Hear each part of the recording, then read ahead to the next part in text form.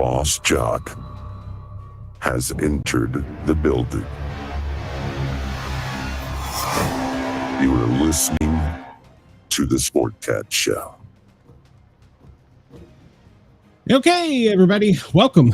You got the one, the only Sportcat. We're going to break in right immediately to some breaking news. Secretary of War Pete Hegseth, his plane has declared an in-flight emergency, and he currently is at 2,500 feet, and okay, he may be on the ground now.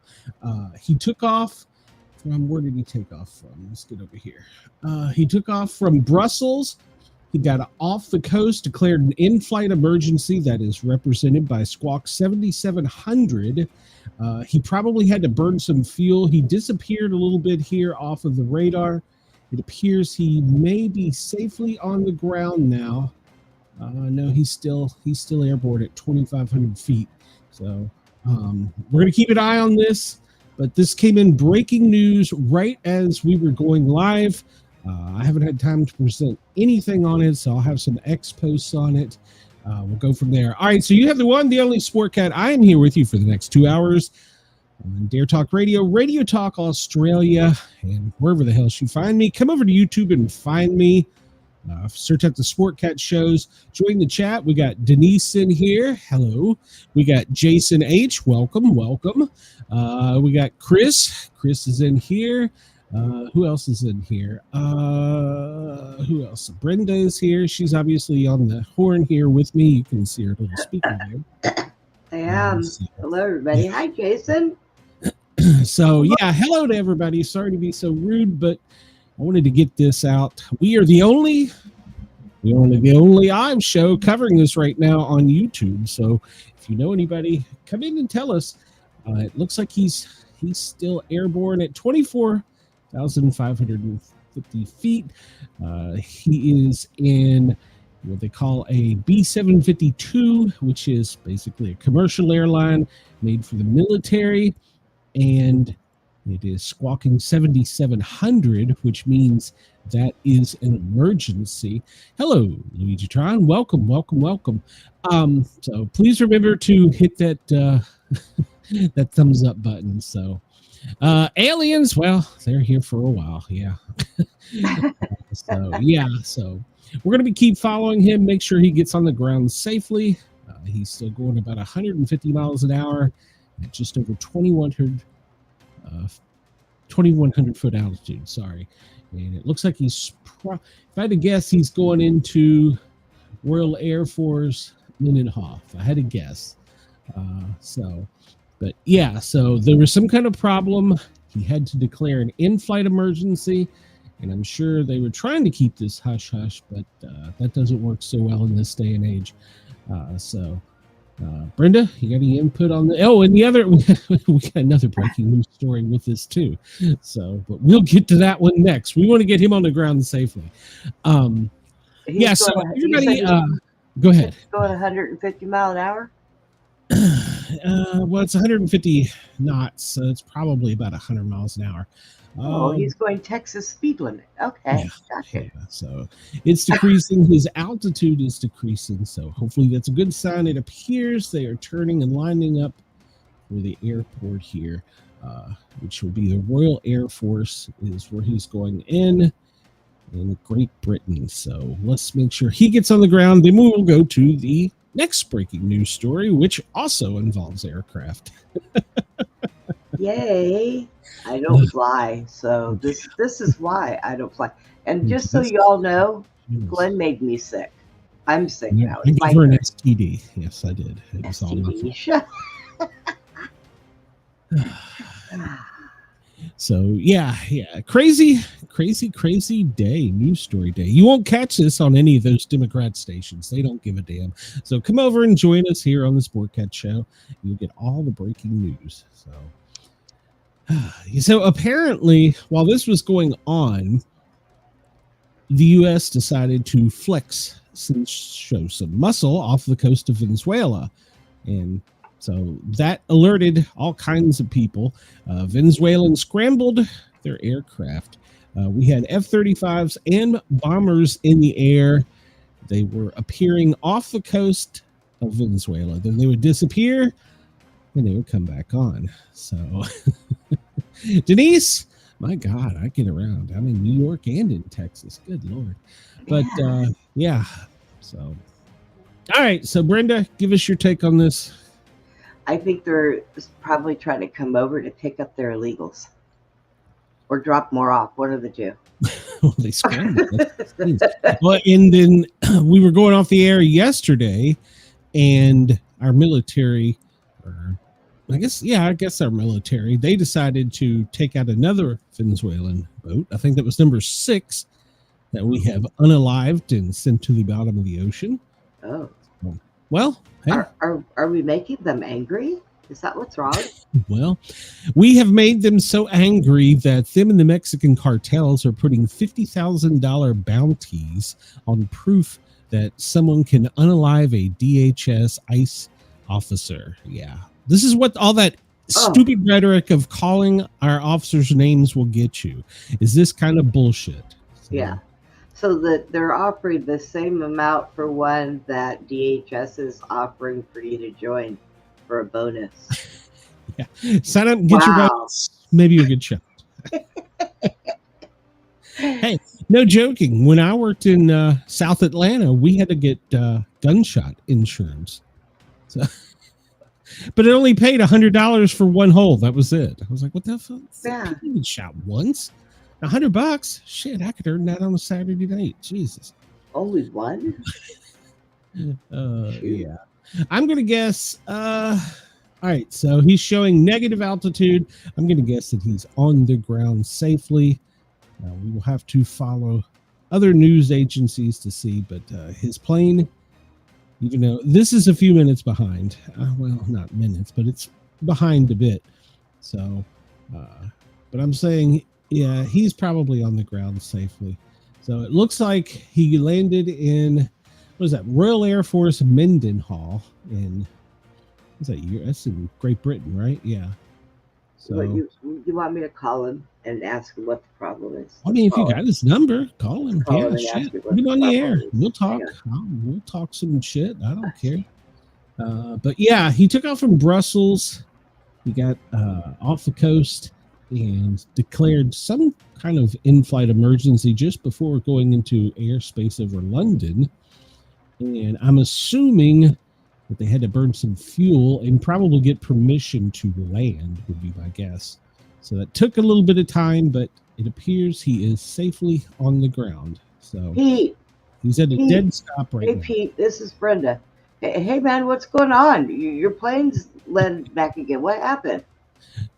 Oh, God, that's horrible. Put him on speaker, Brenda. Okay, I'll let everybody know. So, right. Bye. So yeah, well, toilet. apparently they've put some Apaches around the airport. These are UK Apaches. They have scrambled and got up around the airport. So, and there's a plug, right there. There's a clogged toilet on the plane, Glenn. It's okay. This plane is a KC-35. KC-135. It's a tanker. I'm sure that was what was being used to fuel him. And they can't just land. They are what we call heavy. So they have to burn lots of fuel before they can come in. So that's what this is doing, I'm sure. Because my guess is he was going to go straight from Germany across the drink all the way over here and come down in Washington. So that's my guess. But I didn't even know he was gone. Or even why he was gone. Well, he was, or he is. He's not there anymore. Let's see. So what do we got down here? Venezuela. There's some Blackhawks off of where is that? That's goddamn. I'm having a hard time remembering my geography. Puerto Rico. Yeah, that's it. That's it. So let's see what we can find over here. This is Skyglass. Good Lord, this thing is so sensitive. Let's see. What is this plane here squawking? Okay, well, so this is a Gulfstream, and it's SAM 44, and that stands for Special Air Mission We don't know where they took off from, but well, maybe will it tell me that? Will it tell me that? No, it won't. Gosh darn it! This thing is so sensitive, and I've got to get used to it. I guess it won't tell us it's. It looks pretty neat. Well, it's a Gulf stream that's carrying a dignitary. Puerto Rico, let's take a guess. What do you think? With Hegseth, if Sec War is over in Europe, who could that be? DHS? Maybe Rubio? No, Rubio's got a big plane. It's a Gulf stream. It's probably a lower cabinet level position. And we see that this is some of the aircraft from Colombia that was scrambled. They had nothing to do with it, but yeah, everybody's dropped off the radar down here in Venezuela. So we'll have to find out what's going on there. Yeah. Well, there's a C-17. That's actually it's over Cuba. So, but apparently what they did that got the media in a frenzy was they took off in Louisiana, flew straight down the Gulf. They apparently really went close to Cuba to let them know they were there. Then they got out over the Caribbean Sea and they made a turn and they got as close to the border of Venezuela as were legally allowed. And then they went dark. Oh, well. So we don't know what they were doing, but they went dark at that point, and so yeah. But, yeah, so they're not squawking right now. Are they returned to base? Or we're bombing the shit out of a country? Who knows? So we'll come back to this. I don't know. I mean, when they go dark, that means they're off doing something hairy they shouldn't be doing. Or look at that 3D. They could just be messing with them. That's always a possibility. Why are they poking bears? Well, if one of their F-16s gets close to our F-35s, I'm pretty sure that's good training for our pilots. Yeah. There you go. I'm just going to leave it at that. But I'm saying that's probably pretty good training for our pilots. But yeah, you're right. We're poking the bear. We're letting them know we are there. So I'm all for it. This map here, have you used this before? No, this is the second day I'm using it. This is Sky Glass. I haven't paid for a subscription because, well, I don't have the money. But I'm using the free version. And you see let's see, where's the other one? Let's zoom out here. This is the one that is called ABS. Right. And it's pretty good. I mean, look at, you see all the aircraft there, but then when you go to Sky Glass, just look at the difference in the quality. Oh, I know. You get altitudes, and what this shows us is, we'll see, this is all the planes at their different altitudes, and this also shows us things that you don't see on the other ones. For instance, let me see if I can find one right off.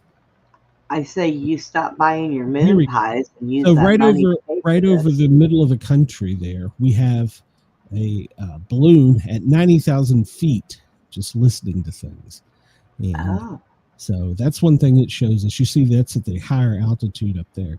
It's at 90,000 feet. And that's basically it's a big repeater. Everything that it hears in its footprint at 90,000 feet, that's a pretty large footprint. Wow. It hears a lot, so it acts like a cell phone repeater. Did something just pop up on the radar here down here and I missed it? What are these? I don't want to eat 110 is. Okay, more Gulf streams. Maybe they're getting maybe he's leaving. And well, that's a fighter. It's a Brazilian fighter, but it's a fighter nonetheless. We probably spooked them too. Good for them. What is that? It's Brazil. Yeah, we've apparently spooked the Brazilians. So, good. I'm here for it. I am here for it. Mess with them. Yeah, I don't know where. Can I pull it up on the other one? Hold on a minute. Let's see this. How do I do this? And see that special air mission isn't showing on this one. So. Well then. Yeah, you can't have everything. All right, so let's try and get on with our normal show. Let me catch a bit of comments here. Yeah, Brendan was on the phone with Hegseth, so. Clogged toilet, everybody. False alarm. It's not the big beautiful globe, but it's pretty close. So Chris says we don't need to be getting into dick measuring contest with Venezuela. It's kind of like a high school football player taking a first grader's lunch money. Yeah. Our high school team playing a college team. Yes. Let's see here. Let me update this. I went to X to see if I could get any information. I'm sure they're going to say that now he's on the ground safely. Oh, I brought this up because this is the that's Venezuela's response to us. Oh. Wow. It's such a pretty plane. It'd be I'd hate for them to lose it. So let's see. This talks about him declaring an emergency and return to UK. Yep. So due to possible engine failure, fire, or medical emergency. So there you go. We don't know what it is. That's when he says they squawk 7700, that's the code in case they can't voice tell air traffic control or whoever in the air with them what's the problem. They switch over to a squawk code, which is an electronic signal, and it signals either engine failure, fire, or medical emergency. I doubt it was fire, so they would have probably put down on the ground a lot quicker if it was fire. And we still have, I love our code names, Bunny 1. That is a code name for the bomber that has just been circling off the coast there. Wow. Well, the other day they had one up that was Al Gore 1. Well. So there's Bunny 2. It was following right off with it as well. So. Oh, I think those were named when people brought their kids to work with them that day. Yep. Well, Bunny 1, Bunny 2. Yep. Well, they give the pilots a little bit of freedom because you got to have some fun, right? Yeah. And so apparently, yeah, they took off in San Juan. One of them did. So, all right. So there you go. There's that. Let me refresh to see if there's anything about Hegseth. Pretty sure he landed safely. I'm sure about how we would know. Attended a meeting into Ukraine Defense Contract Group, NATO allies. Okay, so here we go. Updated safely. Steve Hegseth is on the ground at Royal Air Force Mendenhall, a British Air Force base. So there we go. He's on the ground safely. So we don't know what the problem was.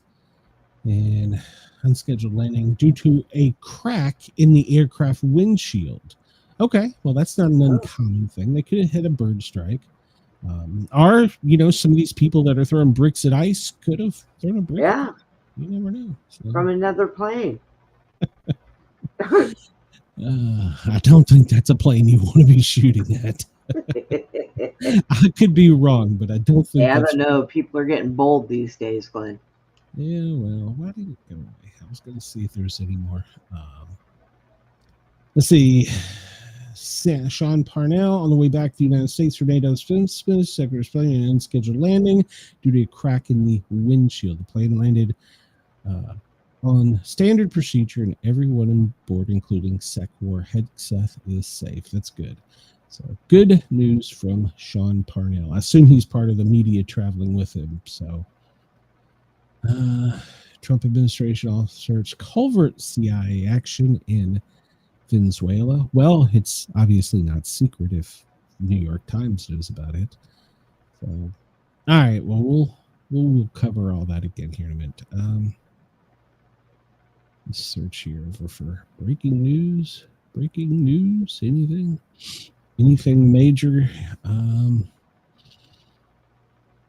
Yeah, his plane's landed safety. He heard it here first, and yeah, this is all about Hegseth. So there you go. There's pictures of it on the ground safely. They'll have to replace the windshield. So, all right. Well, we will come back to that if we need to. So I'm going to leave this open so that we can pull it up later if we need to. All right. Let's pretend we know what we're doing here. Oh. What do you say, Brenda? All right. Let's do it. Let me catch up in the chat real quick here. We're 21 minutes into the show, and we're just getting to this. So this is all Brenda's fault. You make me Let's sick. see. Oh, man, I got to go back in the contents here. Comments. Chris says, yes, I'm sure the cartels will gladly compensate anyone for those actions. Their word is bond. Yeah, you can trust him. Yeah, trust him. Yeah, why not? Wouldn't it be helpful to make the calls more descriptive to let others know what is needed to solve the problem? Well, they probably did to other people. They just didn't call me. So, so you're right. So, but we've discovered that according to, I guess, his press secretary, I don't know who his press secretary is. Apparently, it is a crack in the windshield. So, he's on the ground safely. We can all rest safe and sound now. Let me turn this off because I have an echo. There we go. That's better. All right. So let's see. Currently, I need to put my clock up here. I moved it because we were tracking all those planes. Currently on the East Coast, it is 2:22. And we know that in Denver, it's 12:22. LA, 11:20. Well, we don't really care. Chicago, 1:22. Wow, Good morning to you in Anchorage, in Hawaii. It's 8:22 in Hawaii. 4:23 in Greenland. I'm not sure what time it is where. Well, it's 7:23 today where Pete Hegseth is. Good morning to our listeners in Perth, Australia. It's 2:23. Sydney, it's 5:23 a.m. Good morning. Adelaide, 4:53 a.m. You confuse me. Lord Howe, 5:23. In Dublin, it is 7:32 p.m. today. And in Lord Howe, it's 5:32 a.m. tomorrow. It's confusing. So, all right. We just all need to use this one universal time right down here. 1823 is coordinated universal time, which is what? That's 8:06. The lights are going dim. All right, so let's start with some history. We'll get off to today's history. Close to when Brenda was born, 70 BCE. Yeah. Virgil was born. So, Virgil is born in the present day Italy, one of ancient Rome's greatest poets. He composed the Aeslogues, I don't know what the hell it is, the Georgics, the Epic, and the, I probably butchered that. So a Trojan hero who flees Troy after the events of Homer, I wonder if it's Homer Simpson's Odyssey, eventually becomes the ancestor of all Romans. He ordered all copies to be destroyed when he died, but it was saved by the Roman Empire. Boy, that's surprising. Yeah. Something. Can't trust anybody, not even in those days. 1888. Well, why do you want to have your work burned? I mean, of course, I do know some friends that have it in their will that when they die, they want all the pictures of them in the frames burned. They want them destroyed. What? So, yeah, because they don't want them ending up in like a secondhand store. You know how you go into like a secondhand thrift store or antique store and you got those pictures of, the old photos with people in them? They didn't want their pictures to be like that. Well, it kind of screws their families, doesn't it? No, maybe they didn't like them to start with. Well, that's true. Chris, I don't think it was Virgil from WWE. It might be. I don't know. 1888, Jack the Ripper sends the From Hell letter. I can't read that, so hopefully it translates it. He sent it to the chair of Whitechapel Vigilance Committee with half a human kidney attached. Man, I think it would ship anything in the postal service. I know, right? Though police had received other letters from people who claimed to be the killer who had murdered 4 women so far, From Hell letter was believed to be authentic because the last victim, Catherine Adowales, was found with a kidney removed. Jack went on to kill at least once more, but he has never been identified. Any idea who it is? It was probably me. I don't know. Might have been my other life. 1917, Matahara is executed by firing squad outside of Paris. At age 41, a Dutch courtesan and exotic dancer had been accused by the French of being a spy during World War I. However, it's unclear if she did actually pass on Allied secrets to the German, or if she was merely a scapegoat. She might have been just passing STDs.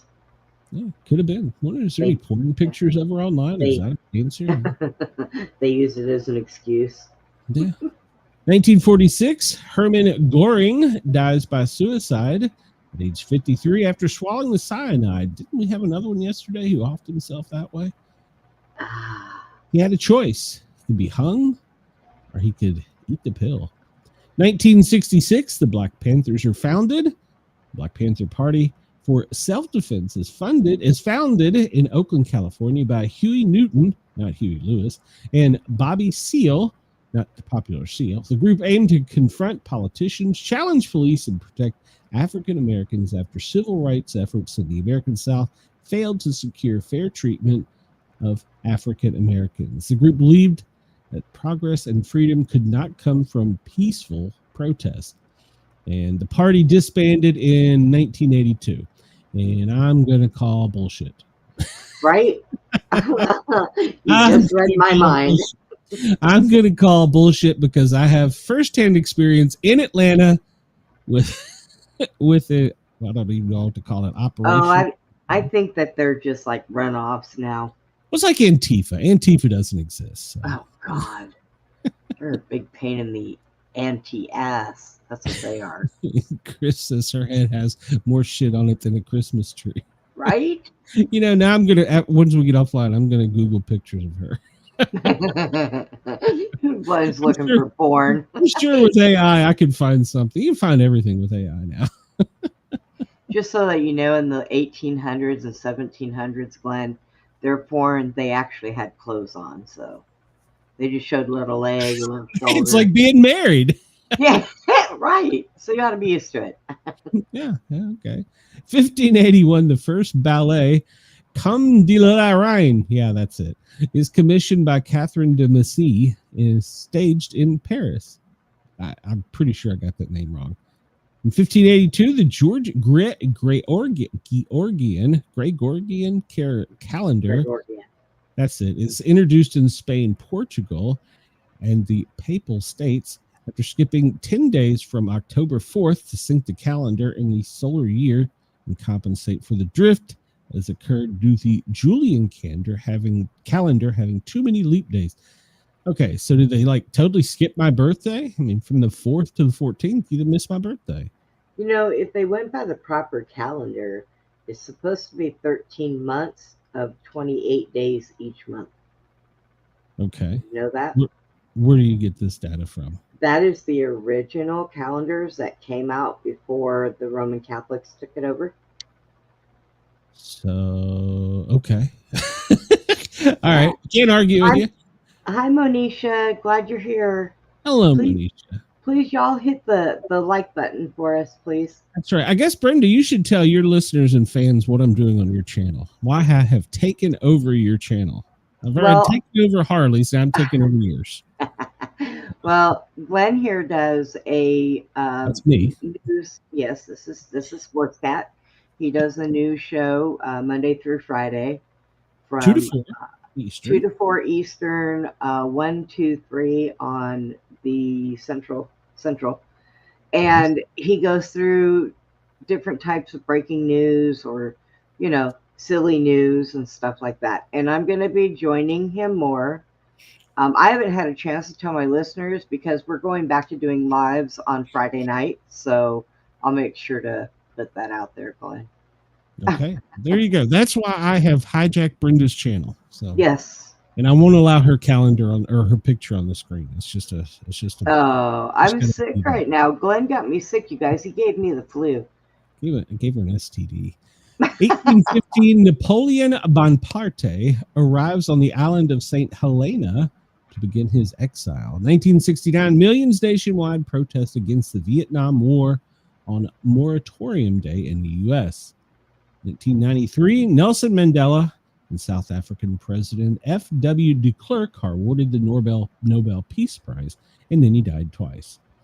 Today in film and TV history, 1955, country music radio show The Grand Ole Opry was first broadcast on television in a live hour-long show by ABC. And about 20 years later, my dad was one of the DJs for it. 2017, actress Alyssa Milano's tweet, "If you've been sexually harassed or assaulted, write me too," prompts a flood of replies across Facebook, Instagram, and Twitter, now known as X. Today in music, 1977, Debbie Boone, the single "You Light Up My Life" goes to number one, stays there for 10 weeks. You remember that one, Brenda? Yes, I do. I remember that song. Actually, that wasn't a bad song. No. So I've been listening to a lot more Sirius XM radio, and they have a station called Yacht Rock, and it's pretty much my ear and soft rock now. What's called soft rock. It's not disco. Right. Not disco. Right. 1989, Wayne Gretzky surpasses Gordie Howe as NHL's all-time top scorer. I have a trivia, some Sportcat trivia about Gordie Howe. Apparently, he was in Boston and was there for some event. I don't know. I'm not a hockey fan. And I got stuck in an elevator with him and his security detail. Oh. And he was quite upset that I didn't know who he was. You should have farted before you left. I was like, I don't care, dude. I could care less. So it's my brush with Gordie Howe. So I've had brushes with people like Willie Nelson and different stuff like that. Me too. And I had to walk around with Toby Keith one time because his detail got sick. So, but I didn't treat them any different than I would a normal person. So Toby Keith asked me one time, "You're not like going gaga, are you?" And I said, "Hell no, you put your pants on the same way I do. Yours are just a little taller."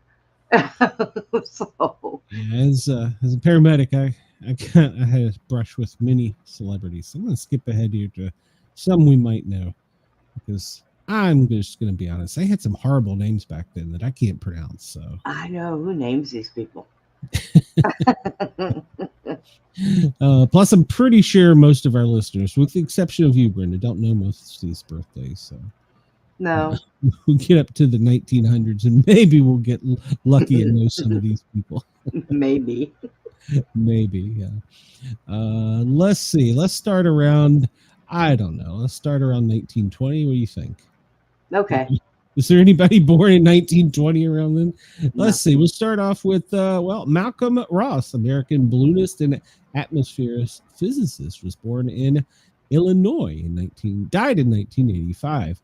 And we'll skip down a little further here. Lorraine Gordstein, American jazz musician and advocate, owner of the Village Vanguard Jazz Club, is born in Newark on this day in 1922. She passed away in 2018.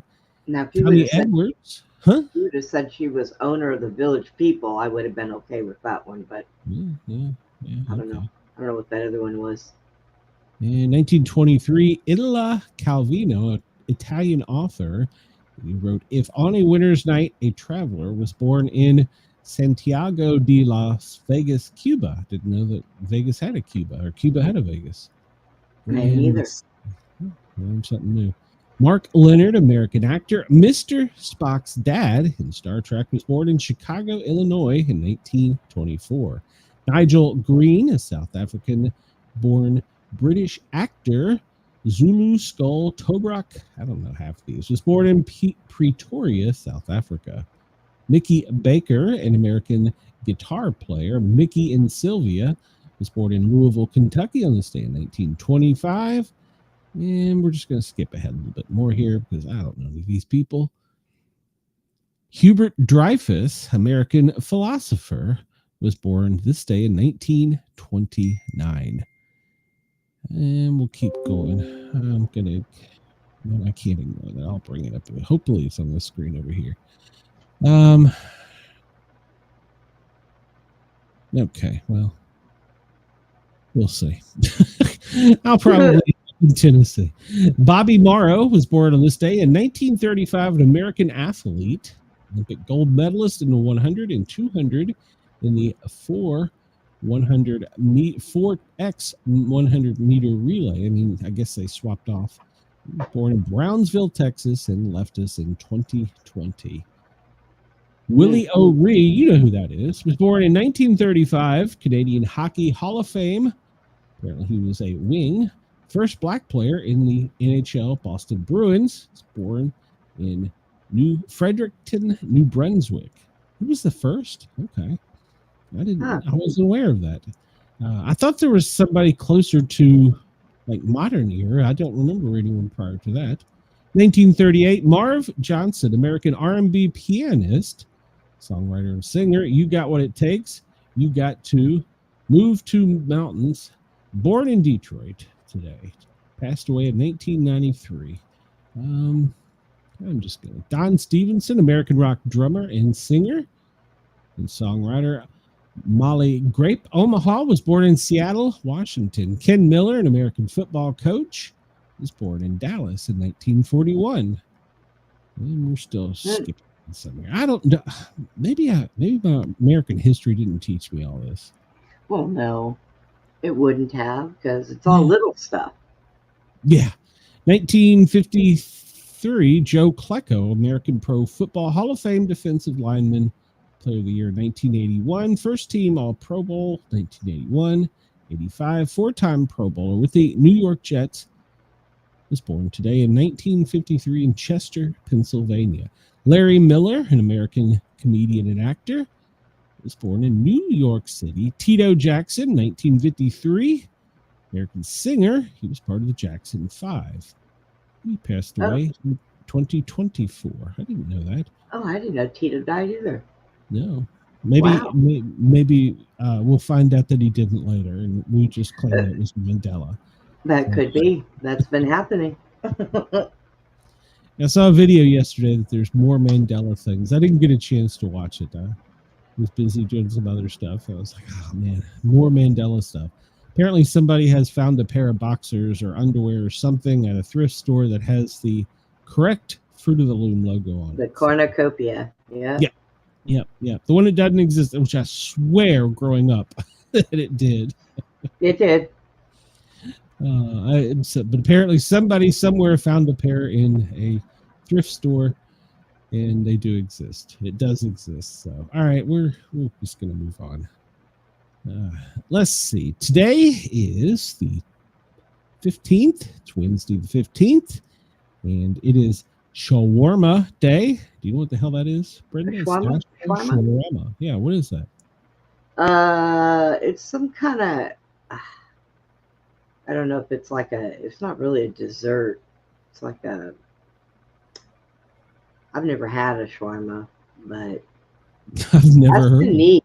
I think they sell them. They have them in New York. No, that's racist, Brenda.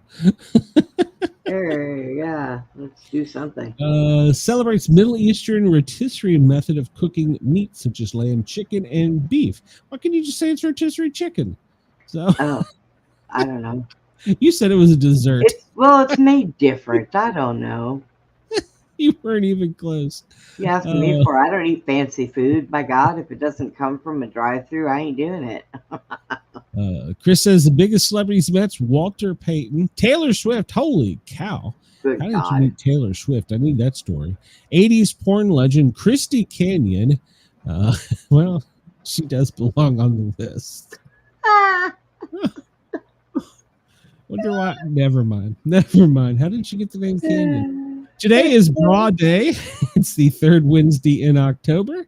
If you want to, you can submit photos to me at Sportcat, and I will approve them.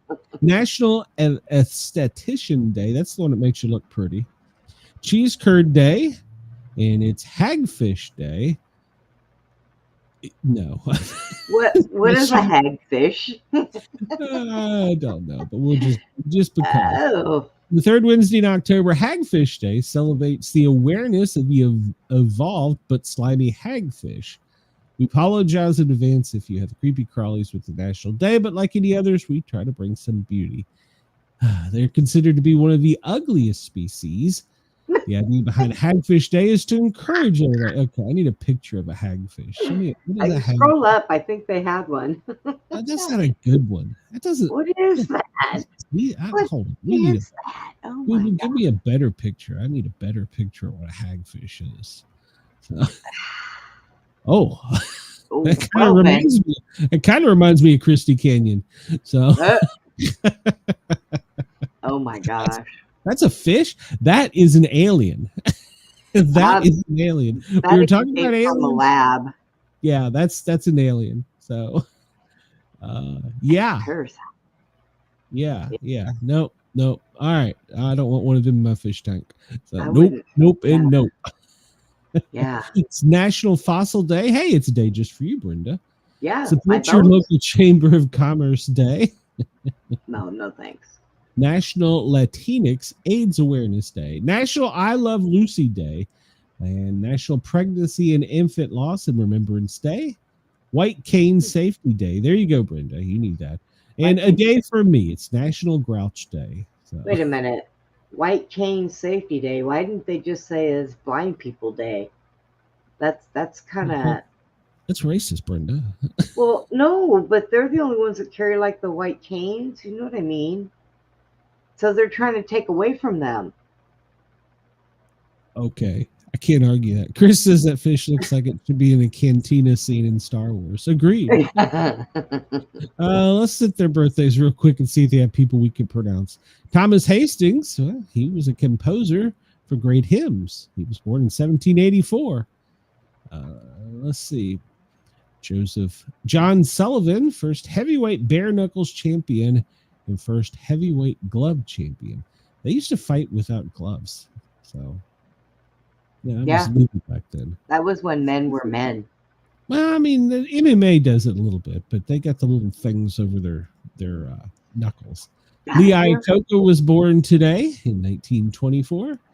John Coleman, the co-founder of the Weather Channel. Penny Marshall, best known. Why did they have these people on the other one? Best known for her role as Laverne in Laverne and Shirley. Tito, we talked about. Emeril Lagasse, he's a famous chef, 1959. Vincent Martella, the voice of Phineas in the animation Phineas and Ferb. In 1789, George Washington starts the first presidential tour in New England. Hopefully his cart didn't have any en route emergencies. In 1846, first public use of ether. Is that ether? Yes, conducted by Dr. William Thomas Green. 1860, 11-year-old Gracie Bedell writes to Abraham Lincoln telling him to grow a beard because she thought it would make him look more distinguished and ladies would like him more. 11 years old. They talk about us today with porn. Look at that. 11-year-old writing to the president right there. Tell him he would look better. 1878, Thomas Edison's Light Company began. And was therefore known as the Electric Company. Now, in 1881, the fishing magazine American Angler is published for the first time. Supreme Court declared the Civil Rights Act of 1875 unconstitutional in 1883. We're going to hear about the Supreme Court and civil rights here in a bit. In 1895, Henry Perky parents a machine to help with preparation of cereals to create shredded wheat. Oh boy. 1824, President Coolidge declares the Statue of Liberty a national monument. Did you know it used to be bronze colored? Yeah, did you know its face used to be different too? Once upon a time? No, I didn't. Yeah. Exactly, Chris. Exactly. E.B. White's novel, Charlotte's Web, is published. 1952. I read that growing up several times. Yeah. President Johnson signs a bill to create the U.S. Department of Transportation in 1968. 1984, the CIA Information Act passes to make it easier to streamline the Freedom of Information Act related to the CIA. Yeah. 2007, Fox Business Network is launched. And in this day in 2007, Democrats started crying. What is today? We'll go to this one and we'll go from there. National Dashi Day. What is Dashi, Brenda? I'm going to give you a chance to. It's got National to. Dashy Day. You might get this one right. What is it, Brenda? Maybe dash is a spice. I don't know. It's a liquid. All right, let's just see here. It's It's a food liquid. Mm. At the heart of Japanese cuisine lies dashi, a simple yet profound broth made from natural ingredients such as kumbu, kelp, and roasted flying fish. How do they catch them? Revered for its depth of flavor and versatility, it's the foundation of countless dishes and the essence of umami. There you go. Now look, why don't we have a National Kentucky Fried Chicken Day so we know what the hell they're talking about? They probably did. We probably national, because there's a day for everything. National Expense Report Day, Commemoration Day of King's Father. Okay, I'm not sure which king. Evacuation Day in Sudan, that country. It's Global Hand Washing Day. Do you know when I went to paramedic school, we had to take a class before we could get our license? I did the same thing in nursing school. Every time you touched anything, you had to wash your hands. Yeah, take off a glove, you got to go wash your hands. We pick our nose, we go in. Hey, it doesn't matter. International Day of Rural Women. We're just going to skip that one. Mother's Day in Maui. National Cheese Curd Day. Did I say that one before? National Fossil Day. Grouch Day. National Lemon Bar Day. National Mushroom Day. Roast Pheasant Day. National Take Your Parents to Lunch Day. You can't do that anymore. It's not allowed. Shine a Light Night is tonight. Okay, I'm I got to know, what is that about? Because I got plenty of flashlights. That's got to have nothing to do with it.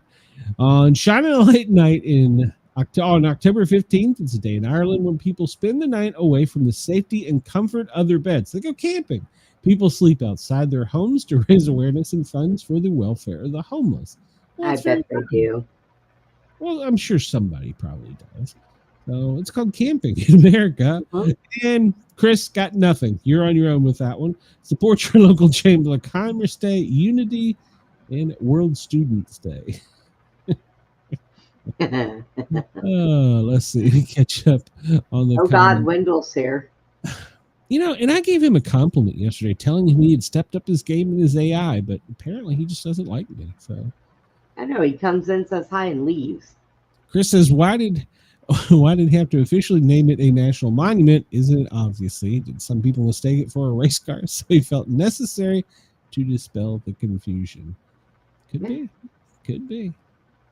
Let's see here. I don't know why I came to this page.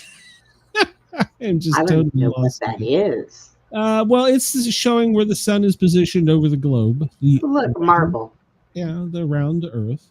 Where the moon is positioned, there you go, where it's dark. Mm-hmm. And I don't know what the hell. I brought this up for a reason. I don't know why. Why? The current moon, we'll talk about that in a minute. So, it's loading. Oh. Apparently it's going to take it a minute. So, were you looking for our space rock / spaceship / 31 Atlas. Yeah. Probably a worm. Who knows? It's an alien. All right, so only 30% of the moon is illuminated tonight. We are on our way to the infamous Beaver moon. So, Wendell, I'll give you a compliment. You don't have to just come in and be rude and then leave me. But thank you for hitting the thumbs up button. I do appreciate it. It does help. And if you leave a comment, too, it helps, too. So today it is a waning crescent. It's 30% illuminated. We're getting closer to the beaver. So we'll be having the beaver soon. So everybody's looking forward to the beaver. There's a beaver in the sky now, too. It's the beaver moon, Brenda. Do you not know anything? Beaver moon? What? The beaver moon. What? The beaver moon is fast approaching us, Brenda. Be careful of the beaver. Today's moon sign is Leo. The zodiac moon sign represents the position of the moon as it moves through the 12 signs of the zodiac. There you go. And the Leo the lion is going to eat the beaver. There we go. That's a better representation of where the moon is. So there it is, shining brightly off the coast of the west coast of South America. And the moon is, well, it hasn't caught up to it yet. So, and let's look at this. It's going to disappoint me greatly because it's not going to have 3i Atlas in it, which, you know, I really think today is the last day that we could officially get a good look at it because it's going to dip officially behind the sun. We'll talk about that in a minute. And NASA's asleep behind the wheel. But if we notice, wait a minute, is that 3i? Nope. Now, aside from 3i Atlas, there's 4 others that are fastly, they look like they're about to bomb the moon. So, yeah, there you go. But yeah, they have hid 3i Atlas. You can't.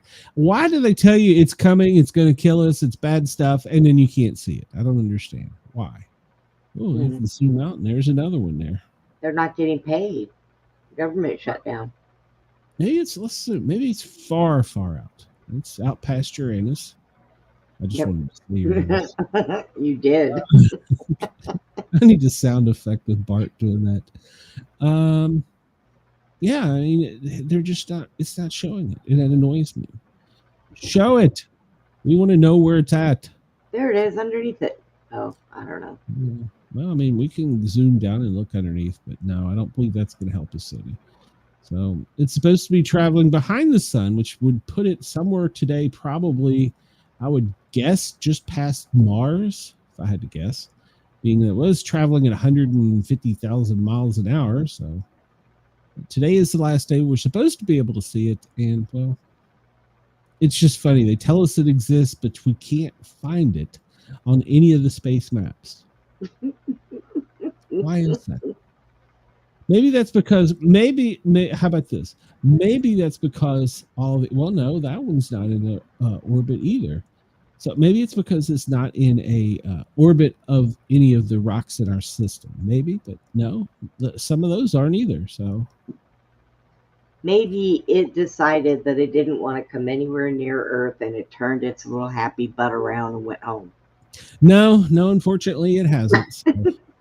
Today is 288 of 2025. Man, we're running way behind here today. 67 days until winter begins. All right, so Brenda, what's the difference between a cantaloupe and a muskmelon? Well, I like cantaloupe. I don't like muskmelon. I don't know that I've ever had a muskmelon. What is the answer? One of several types of melons that are cultivated. They come from 2 different melon groups. A true cantaloupe is a member of the, I'm not even trying to pronounce that. And it's named for Cantalupo, a farmer in Papa Villa near Rome. The group is usually characterized by rough, warty, hard rind, and sweet orange flesh. They're grown mostly in Europe and Asia and seldom grown in North America. In the United States, what is called a cantaloupe is usually a muskmelon. See, you didn't know. You've been eating muskmelon all your life, which is a member of the rectal and characterized by net-like ribbed rind and sweet, fragrant orange flesh. What are the ones that look white inside? Oh no, those are honeydew melons. Okay. So there you go. You've been thinking your entire life you've been eating cantaloupe. You know what? You've been eating muskmelon. When I was a kid, I ate crickets. What do I know? I mean, mud and crickets, that was, a delight. I'm afraid to look at it on air, Chris. Wendell. Okay, Wendell. Is it Bobby? Is Bobby helping you and he's not helping me? Is that it? We don't see Bobby unless he pops up on Facebook with a picture. That's about it. Well, he's getting famous now, so we don't know him that well. Word of the day is Julian period. How is that the word when it's words? Julian day is a period of 7,980 years, beginning January 1, 4713 BCE, devised in 1583 by Joseph Scaliger. It provided a chronological basis for the study of ancient history to find the Julian year, add 4,713 to any year. So we need to add that to your birthday so that we know exactly how old you are, Brenda. Well, mine's the 9th, so it's not the 1st. Oh, okay. Let's see. Today is the best day to dry fruit vegetables are meat, pruned to discourage growth. And we'll talk about weather. And we talked about it is 30% of full 24 days until, see, right there. No, one's not green. Whoa, calm down, Brenda. It's full beaver day. Full beaver moon day will be on November 5th. I don't know that we'll live to see it because October 29th at around 11 o'clock in the afternoon or in the morning Eastern time is when 31 Atlas is going to be closest to Earth. I don't know that we'll live to see the full beaver. So is that what it's going to look like? A moon with the silhouette of a beaver on the inside of it? Is that what it's supposed to be? Exactly. Oh, How dare you question me? Hold on. Now I got to Google beaver moon. The show is supposed to be serious, Brenda. The beaver moon is the name for the full moon that occurs in November.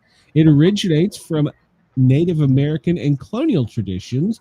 It's the time to mark your beaver. No, I'm sorry. It's mark the time of year when beavers finish preparing their lodges for winter. The name reflects seasonal changes and activities of beavers. Let's move on to crime. Frost moon will be behind that. Then the freezing moon, the deer rutting moon. Oh, I'm done. But the beaver moon in 2025 will be a super moon. The beaver will be slightly closer to Earth, larger than average, making it brighter and much larger. It peaks on November 5th. So there you go. Get your beaver while you can. So. Brenda, give us a time and date. I'll come on. I ain't scared. You should be afraid to have Brenda on, Wendell. Today I'm booked up. I got meetings after this, and I got my other show tonight. It's going to be a rough day. And I got to do my show for the radio station. So today is the best day to ask for a loan. This is the 15th, right? Yeah. Cut your hair to slow growth, dig post holes, get married, host a party, kill plant pests, mow to slow growth, paint, perform. Brenda, did you know Denise was painting yesterday? Perform demolition, pick apples and pears, quit smoking, start a diet to lose weight, and wash your wooden floors day. So there you go. Did you know that I quit smoking over a year ago, cigarettes? I knew that. I did not realize that till I went into the doctor's office and they told me.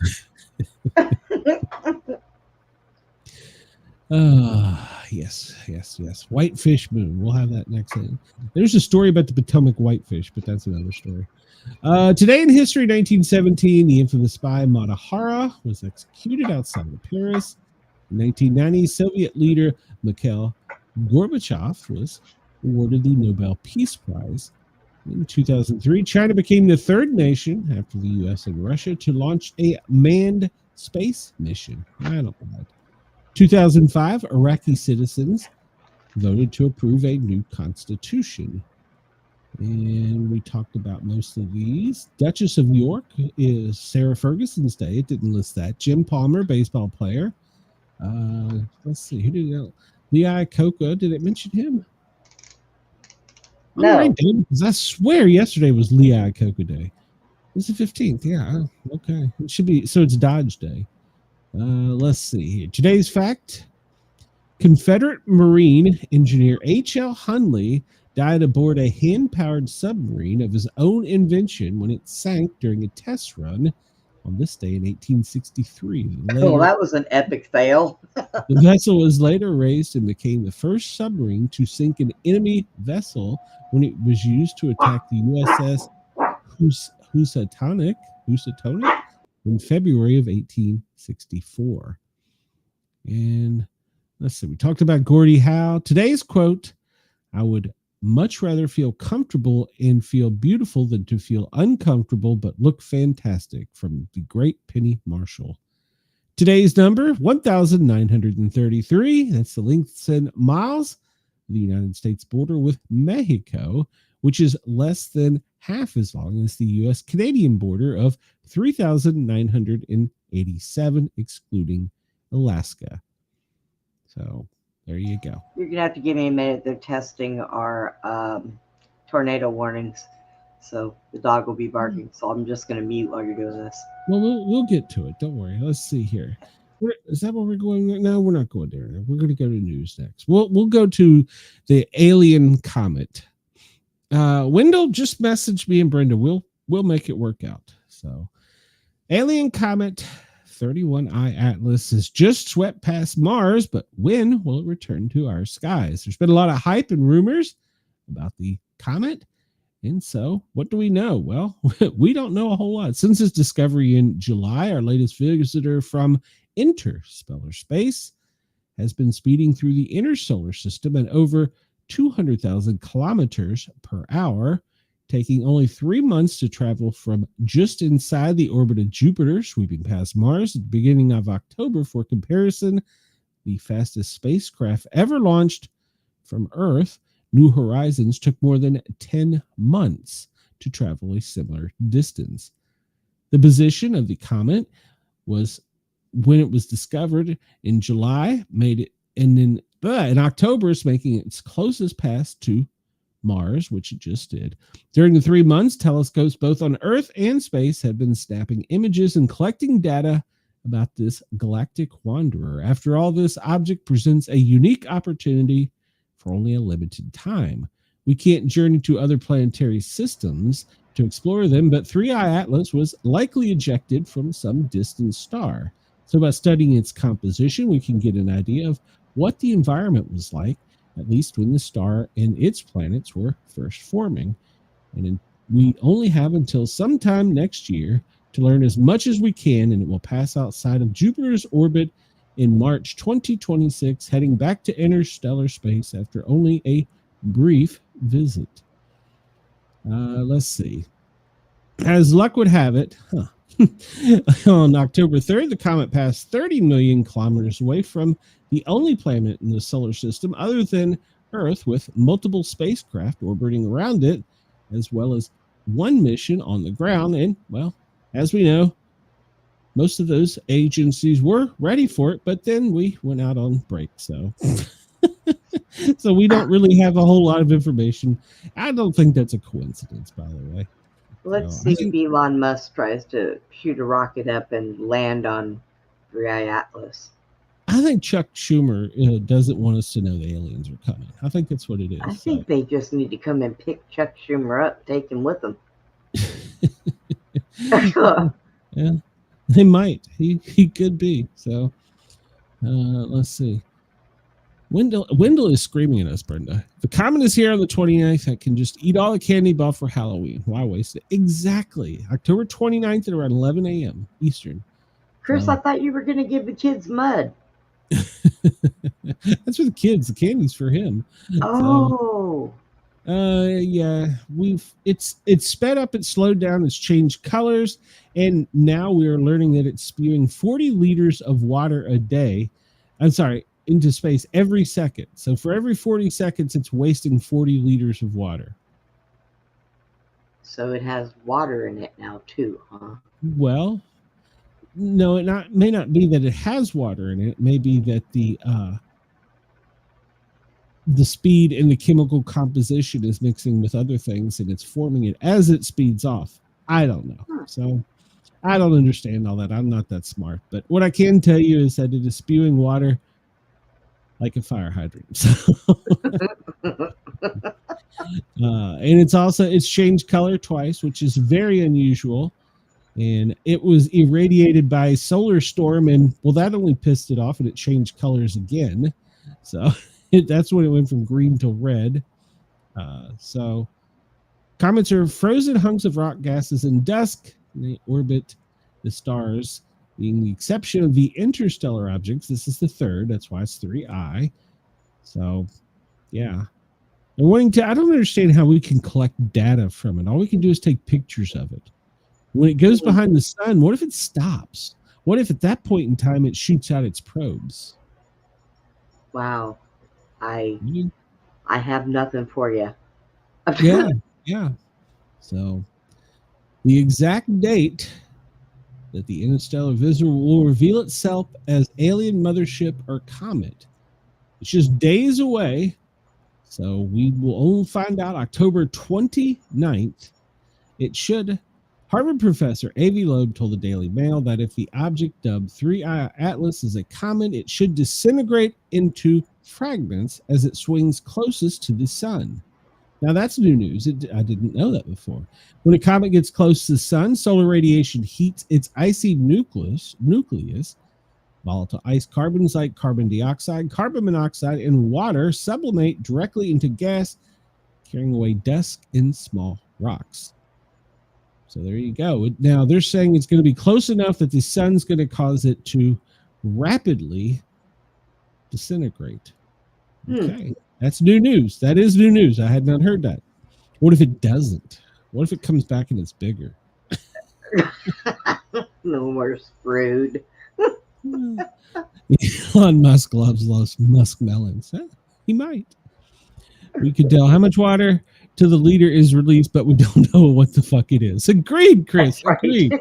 We know that it got pissed off when it went through a solar storm and went from green to red, that it slowed down when it came into our solar system and then sped up, and that it did shine a direct light onto Mars as it was passing by. These are things we do know. What if what's coming out of it isn't water? What if it's space alien waste? Well, what, like you're on a yacht, Like they're emptying their toilet. Yeah. Well, if so, we're in trouble because that's a lot of aliens. That's a lot of aliens at 40 liters a second. I don't know how much 40 liters is, but that's a lot. And Chris is right. The comet doesn't seem to give a shit what the normal comet behavior rules are. Exactly. It just changes them as it goes. It's like, yeah, whatever. All right, so we see FEMA got back to work for just a day since the president came into the office, and then, well, they quit working because this is a daily operations briefing for Tuesday, October 4th or 14th at 8:30 a.m. that they presented to the president. They're worried about, which would be for today, they're worried about heavy rain, flash flooding from California to southern plains. Guess what? It is. Lorenzo, well, it's kind of just teetering off into nothing. And let's see. Poor Alaska. Two of their villages were almost decimated by this typhoon that came through and bringing in the flooding. And then, of course, we've had the nor'easter that is going up the coast, and it is almost past the coast. It's right at the mid-Atlantic, up just almost to New England. So we'll talk about the tropics here in a minute. We got a much better updated weather. And let's see. So, we're going to see this 12 increase, I bet, where direct housing missions, where FEMA is working to repopulate people. That's probably going to grow as they're going to have to do that for villages that were destroyed in Alaska. So, yeah. Just a guess. And there was put on the schedule late last night and occurring right now. I should probably check. Well, we'll find out here in a minute. Breaking news. Today's schedule for the president, and 9 a.m. was the in-town pool camera time. In other words, time for the press to show up at 9 a.m.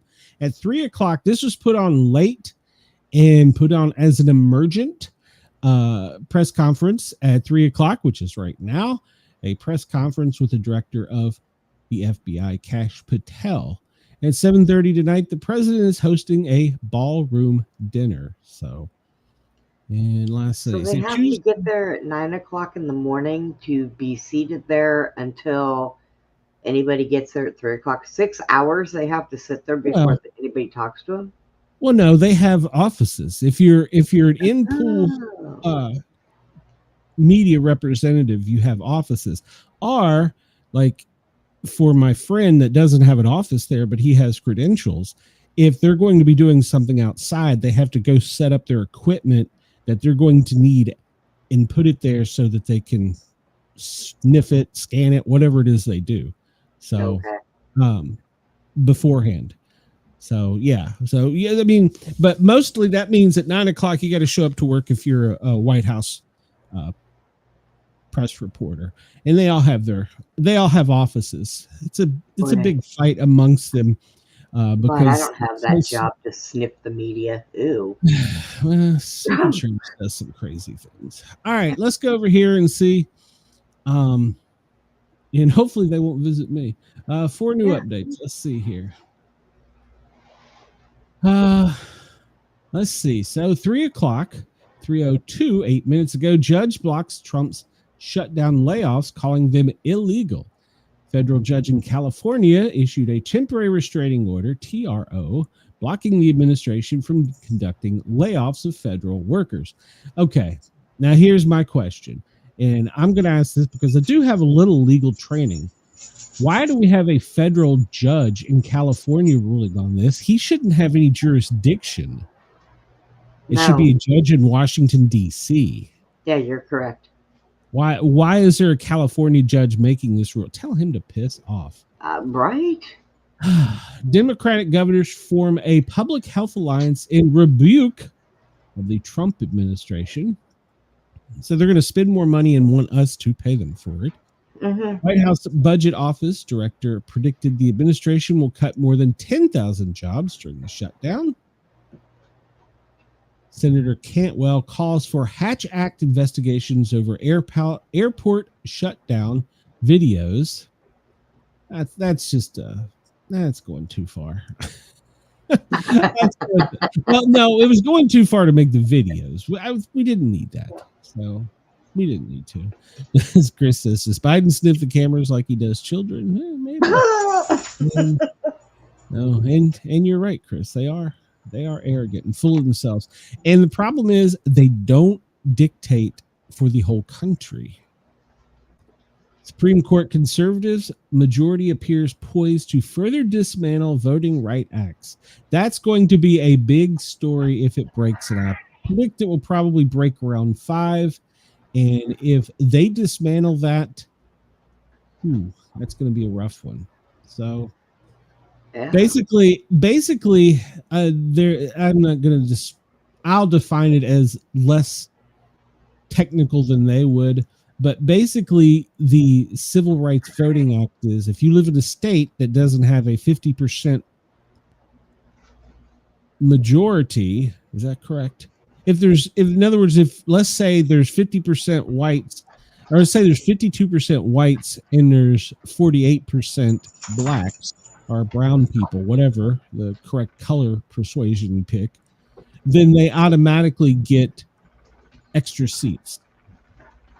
And that so I feel like we've reached a point in time in our country where we're integrated enough to where we need to move past all that stuff, just like DEI. Yes, I know you're going to at me at Sportcat. Go ahead. But that is my opinion. I mean, I never knew what racism was until I moved to that way. Yeah. Well, I didn't grow up that way, and I grew up in Los Angeles, so I grew up outside of Washington, D.C. My high school spoke 13 different languages, for Christ's sake, when I graduated. I had friends from all over the world, still do, and obviously within the country. So I think we've moved past all this, and it's time to dismantle it, and let's put it to if the people live in this area, because that's the problem is the majority of the country lives in large populous areas up and down the East Coast and West Coast, but people inside the United States don't get the same opportunities because we're governed by them. All right. So, one new update. Let's see what it is. Go to it. Let's see what it is. Senate has failed for the 9th time to advance the House-passed spending bill. Well, if these lazy people don't get back to work, they're all going to be laid off. I mean, all of them. They're all going to be fired. Well, I mean, the problem is that. The problem is we can't get the Congress and Senate to agree. And even if the funniest thing about this is they keep talking about how it's a Democrat shutdown. And then the Democrats say, it's a Republican shutdown. Well, if you go back and you look at the clean spending bill, Read it. Actually, do your homework and read it. This same thing was passed in previous administrations by the minority, which would time would have been Republicans. So why can't we just all get along? Pass the bill, pay the bills, let's move on. I don't need to get involved in politics. I'll just get angry. I know, right? I don't even bother anymore. Well, the Social Security cost of living increase has been delayed because of the shutdown. Trump says GOP needs 5 more Democrats to say enough is enough, because we do have Democrats crossing the party lines. And as much as I really thought I would never say this, it's really sounding like John Fetterman is the voice of Democrats with some common sense. Yeah, what happened with him? I mean, I think after his stroke and he got fixed by common sense. the Bethesda Naval Center, I think they give him a shot of common sense somewhere. Yeah. So yeah, he's cross party line. I hope that it doesn't cost him his election. I heard they were trying to what do they call it when they try and put referendum, whatever, when they try and call you back for a vote again. Chris says that the country was as racist as the media says we were. There's no way in hell we would have elected Obama for 2 terms. It's mathematically impossible given the population numbers. Agreed. So, let's see. We got another new update. I guess we'll just go to it. Arizona Attorney General threatens lawsuit if Johnson doesn't swear in Representative-elect Adelita Gurjar, whatever her name is. So, why would we not swear her in? Is there a reason we're not swearing? Well, we probably can't swear her in because we're not in session. Yeah. So, right. And the Speaker of the House said he would swear her in as soon as we get back to work. There you go. So there you go. Yeah. So, well, but you want her sworn in, tell your congressman in the Senate to open the government. Jeez, it's not that hard. You know, for one thing, why are they swearing people in? I thought that the government was our choice. All of the government should be our choice. But they have to be sworn in, no matter. Yeah, everybody, President, Congress, Senate, all the staffers, they have to be sworn in. So that's why they do what what they want, party because is. they swear in their buddies, and we don't. Well, no, it's their elected officials. Well, with the exception of cabinet positions. So, and then those are still voted on and then sworn in. So what to know about Saturday's planned No King's Day? We probably should have just a show just on that alone. Goodness. Oh, that's going to be fun. Yeah, there's a lot of people in East Tennessee that are really upset about it. Yeah. Wrong button again. Because apparently they're planning a big one in East Tennessee, and it's apparently being bussed in from outsiders. Let's see. 9 minutes ago, we were speaking about Senator Fetterman. He backed the Trump Nobel Peace Prize. And we talked about the judge temporarily blocked the administration. I think that they should argue that they need to move that to DC, and they may still get the same results, but at least then I would feel better about it. Shutdown shows the education department isn't needed, according to the Secretary McMahon. Well, that's true. White House, our Democrats and Republicans push back on White House Budget Office's argument on pay furlough for furloughed employees. Vance comments on the Politico report about offensive message from young Republican members. Kids do stupid things, especially young boys. Yeah. J.D. Vance will appear. Oh, that what they're trying to do is they're trying to tit for tat. With the AG in Virginia that has threatened harm on his constituents that's up for election, or he is running for election. They're comparing that to tit for tat. That if you say something stupid, you should be called out on it, no matter what your party is. So, I mean, and God knows both parties do enough of it. All right, let's move on before I get pissed off. The daily briefing. Well, too late for that. The daily briefing from the National Weather Service And let's see what we got today. It looks like there's a lot of that purple stuff in Montana, Idaho, Wyoming, Nevada, Utah, Colorado, and parts of Arizona and New Mexico. That purple stuff is mixed precipitation at the higher elevations. It's getting cold, and there could be some sporadic storms from the Midwest all the way across to the Great Lakes and down in your region, Brenda, in New Mexico and Texas. I wish it would get cold. Tomorrow, that purple stuff is going to be continuing to move across the country from Montana, Idaho, Wyoming, Utah, and Colorado, any higher elevations. And then sporadic showers are called for in the Midwest, all the way down through central Texas to the Great Lakes. And let's not forget, hold on, I need to back up here. Let's not forget about, look up here. In Maine, there's even some of that purple stuff. In New Hampshire, there's some purple stuff. So there. Yeah. So that is with the nor'easter that is coming. I saw there was a horrendous tornado in California yesterday. It doesn't appear that it did any damage because it was in a wildlife area, but yeah, it was a really bad tornado. They don't have them in California very often. So, and I did tell everybody, be weather aware. So day 3, which is Friday. Well, if you're in Washington, you could see some of that mixed precipitation. And again, in the higher elevations in the Midwest, Montana, Wyoming, and Idaho. The sporadic storms are going to be moving across the country, all the way from the Gulf of America up to almost New England. And of course, let's not forget our friends down in the Gulf of America, along the Panhandle and in the Keys. Today, where they're anticipating, let's see here. Let me go next. Okay, we'll do this first. Tornado outlook today. Well, Four Corners, it looks like you have that area, Colorado, Montana, good Lord. Colorado, the Four Corners area, there's a 2% chance. There's going to be some high winds in the Four Corners states that could have some tornadic activity and some hail as well. So keep your weather radios nearby. Let's talk about weather for our friends down under. And these are current. Let me refresh this to make sure we got the absolute latest. In Sydney, it is currently 16.5. That is your low. It's going to warm up to 28 today with sunny skies. Melbourne, you're right at 11. You're below your low. And you're expected to get below 30. Your low.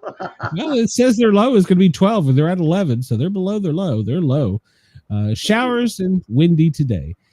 It's 19 in Brisbane. That is your low. And you're going to only make it to 26 today, but it's going to be partly cloudy. Perth, right now, you're right at 12. You're low. It's going to get a little warmer, but only to 25, partly cloudy. Adelaide, well, you're going to have a shower or two. Right now, it's 24. And going to only make it to 29. Hobart, well, you're at 10. Expected to move only to 26 today. Going to become windy and cloudy. Canberra, it is about 6. That's your low right now, but it's going to get up to 28 today, and they're not predicting much rain or nearly zero rain after the morning. Darwin, you're at 26, a high of 36 today, possible shower or two, maybe even a mixed storm in there. So make sure you are following your Bureau of Meteorology to make sure that you have the latest information. Let me find my cursor here. And right now, we'll look at the national radar. Let's go up here to Alaska. We don't cover them very much. We'll look at the warnings and stuff, but they are still getting hammered up here from this typhoon that's just battered the islands and made it to mainland Alaska. Right now, we see in Nevada, what is that? That's that purple stuff. In the higher elevations, and even down in Utah as well. And skipping across, it looks like much of the storm has been pushed on the Atlantic seaboard out from pretty much Boston up through Halifax, New Brunswick, Prince Edward Island up there, Nova Scotia. So that is moving out. Let's hope it continues to go, but it's caused some problems with the tides. All right, let's see here. Wednesday, October 15th. When was this one? This is one we just looked at, making sure we don't have anything. Yep, this is the one we just looked at. Okay, so I don't need to look at it again. And this is talking about the expected amount of precipitation. And it looks like up in Montana at the Canadian border, up in there in North Dakota, that's where the heaviest precipitation will be today. And slightly, so there's some showers expected across the center of the country from Wisconsin down to Texas, with the worst of it being in Kansas. Let's look for our friends in Australia. Kansas, but it needs to really cool off here in Texas, that's for sure. It looks in Broome will be the area today where you get the most severe weather today, and up in Darwin, Catherine area along the coastline. And there's some scattered precipitation in Mount Lisa. And where's this one here? Well, it's kind of north of Roma, west of Theodore. So it looks like there's a pretty good little cell right there. And a little bit of storm down on the southern coast. Closest to, I can't read the town name through the storm. Closest to Fowler's Bay. So there you go. All right. Look at the hurricanes information. We see Lorenzo here. Well, currently it's still just a tropical storm, and it's just kind of moving along. It's nice and slow at 40 miles an hour, and it's moving to the northeast at 14 miles an hour. 40 mile an hour is the wind speed. So it's not anticipated to do much.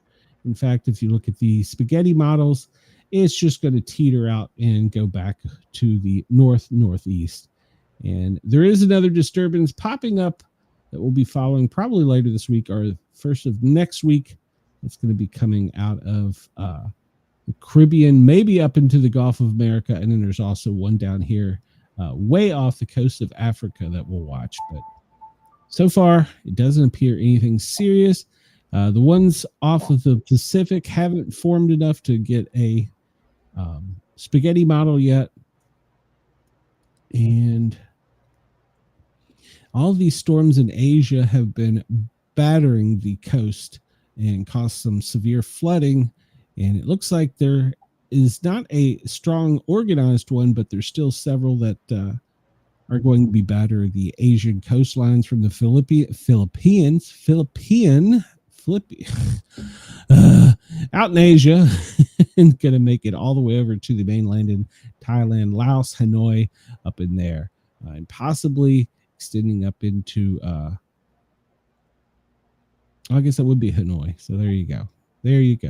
You were supposed to help me with my English there. And Chris says, ever since I saw the picture of LBA smiling at his winking congressman friend as he's sworn in next to JFK's bloody wife, I have lost all hope that the swearing in process meant everything. Philippine. There you go. Philippine. Thank you, Chris. Thank you. Where are you, Chris? You need to be faster. And speaking of the Kennedy assassination, one of our senators is going to be receiving information from Russia that's being hand delivered with the files on the assassination of the president. And she's supposed to make it public. So we'll see if that happens or if she's just blowing smoke. So this is an overview of the entire Atlantic. You can zoom out and see what's going on in the Pacific. We see right up there, that is still just battering that cyclone. It may not be much of a storm now, but it is still battering the Alaskan coastline and mainland. And let's get a good look here at the satellite of the Atlantic, and we see, well, there it speeds up a little bit. We see Humberto just kind of meandering along out there, doing nothing. These down here are disturbances. Hopefully they won't be anything more than that. And this is just I thought it was in motion. Guess I didn't click the right button. The Atlantic coastline. There we go. All right, we'll move on. Brenda's bored with this. All right, we'll go to our watches and warnings. And you're probably right, Chris. And what do we have? First thing, test message from Maryland. Montgomery County, Maryland has issued a test message. Texas, you have an air quality alert in Wise, Denton, Collin, Dallas area, and small craft advisories and gale warnings along the waterways in the country. Specifically, Alaska is the worst. Dense fog. Oh, they're having dense fog up there as well in Alaska. They're not getting a break from this weather. Wyoming has a winter weather advisory. We kind of saw that one coming. And let's see, freeze watch in New Mexico in the upper Rio Grande Valley. Yeah, Alaska is having dense fog. Florida and Georgia, rip currents. Yeah, well, that's not a surprise with the storms offshore. And what? Virginia, West Virginia, a freeze watch. Central Virginia, Rockbridge, Eastern Greenbrier, Western Greenbrier, sub-freezing temperatures as low as 28. So wow. There you go. Wow, it's getting there. It's getting closer. I'm ready for a beach. Beach. Colorado, flood warnings. That's from the storms. That's all the water is raining down. This water coming down from into the valleys. West Virginia, we talked about a freeze watch and frost advisory. And that's also going to extend to Ohio, Pennsylvania, and West Virginia. South Dakota, flood warning. Flood warning in Florida from the storms there. Maryland, Virginia, West Virginia, they've extended it to a severe freeze watch. Why? Freeze watch. Good Lord. Where is that one? Oh, that's it. I always get this. The storm warnings off the coast of Alaska. Yeah, they're pretty severe there. They have been getting hammered. They're so far away from the mainland that they're on their own for a little bit. That's the problem. Yeah. Let's see. All right. We'll move on and we'll see what the current weather map with watches and warnings are.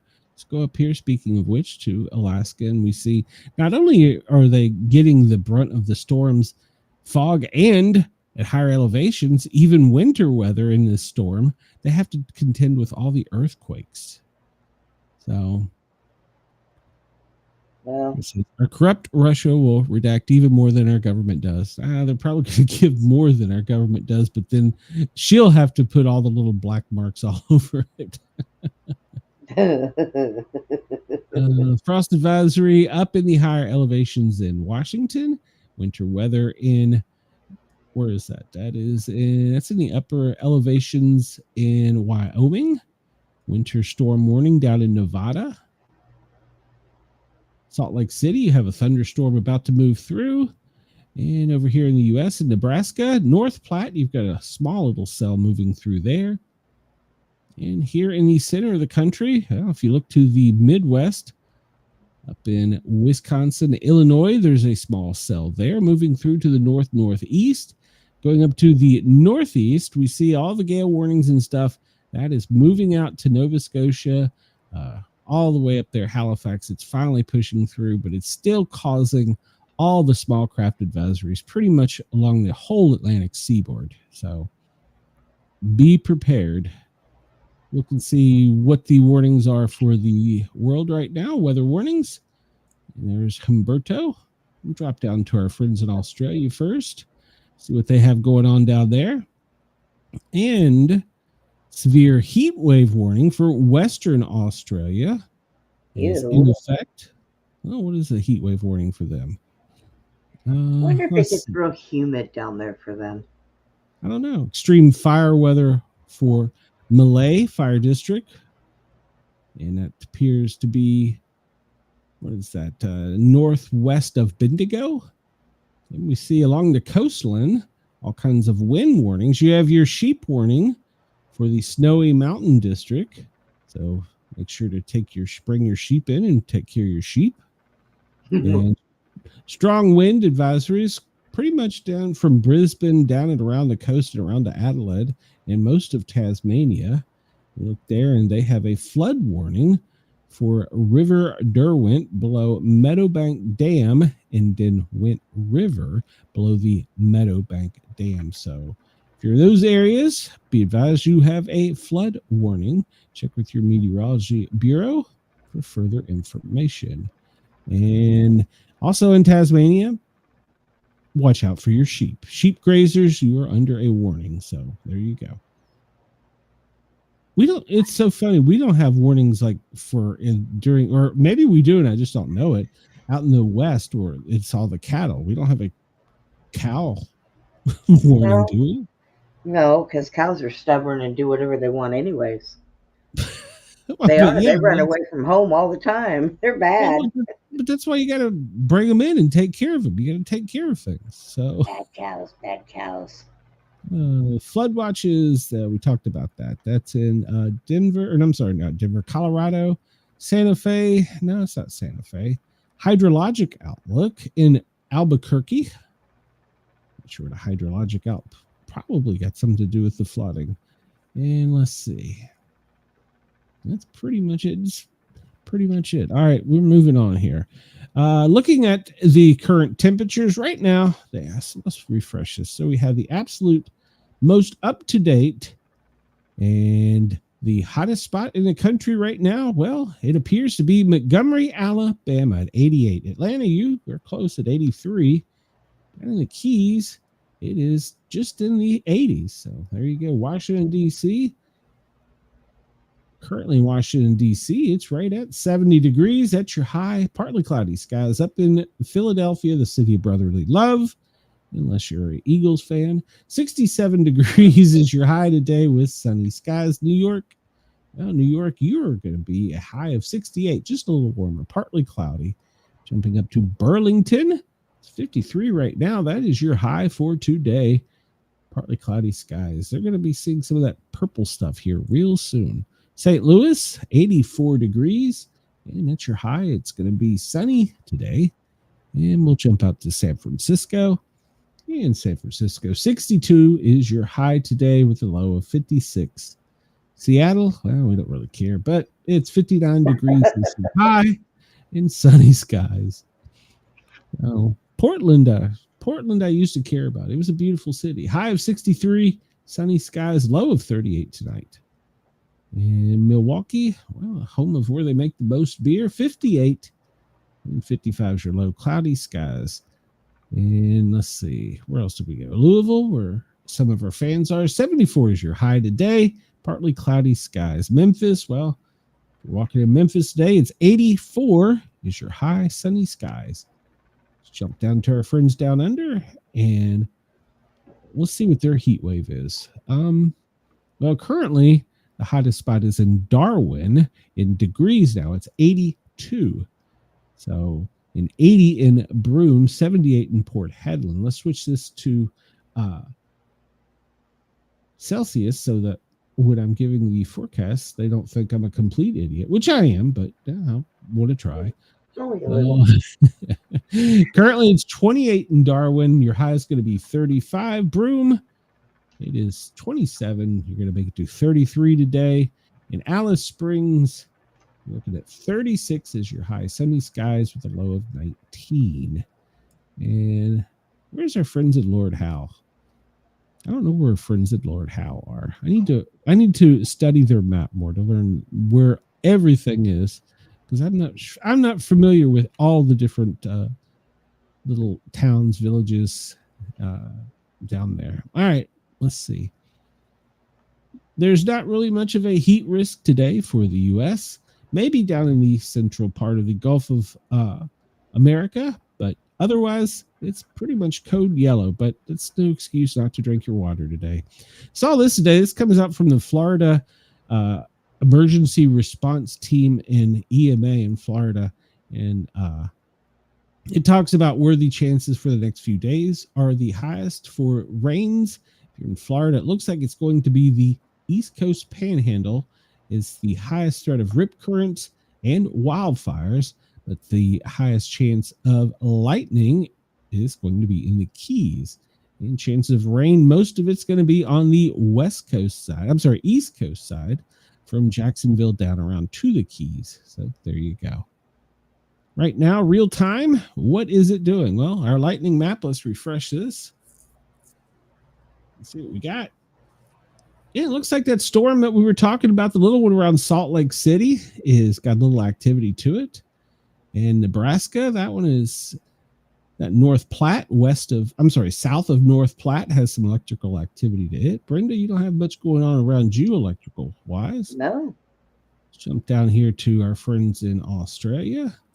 And we see, they've got a pretty good sized storm off of the coast of Adelaide.